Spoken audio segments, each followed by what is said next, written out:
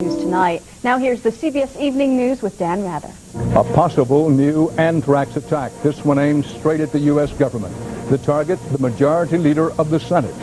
Caught underprepared and off guard, the government scrambles now to beef up defenses against bioterror. How the U.S. may have incredibly passed on a high probability shot at taking out the leader of the Taliban. And Eye on America investigates the Saudi connection in the terror attacks.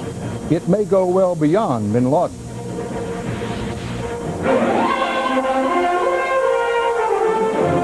This is the CBS Evening News with Dan Rather reporting from CBS News headquarters in New York. Good evening. The FBI opened a criminal investigation at the U.S. Capitol today after a letter sent to Senate Majority Leader Tom Daschle tested positive for anthrax.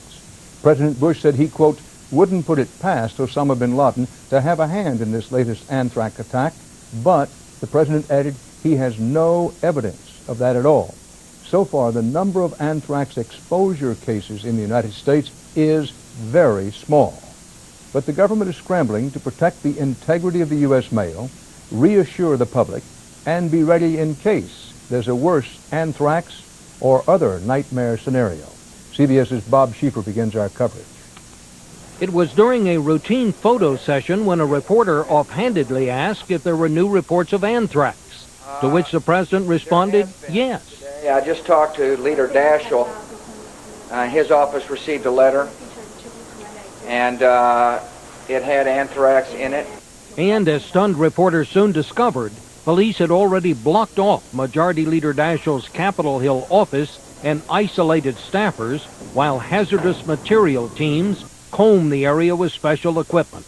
The alert was triggered when the staffer found powder in an envelope. Just as soon as it became clear that there was a suspicious substance in the envelope, we contacted the Capitol Police and the Capitol physician. The first test confirmed suspicions. We conducted an examination of the material that was in the letter, and it tested positive for anthrax. I should stress, though, that this is merely a field test.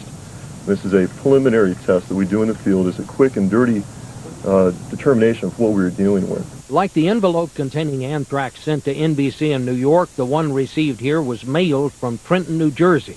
It was postmarked September 18th. How many of Daschle's staffers were directly exposed wasn't disclosed, but 50 were being tested. They have been swabbed, and they will be tested now to see if they indeed do have any of the spores. Then in the meantime, we will treat them with Cipro. The incident touched off reports of suspicious packages in at least 12 other offices here.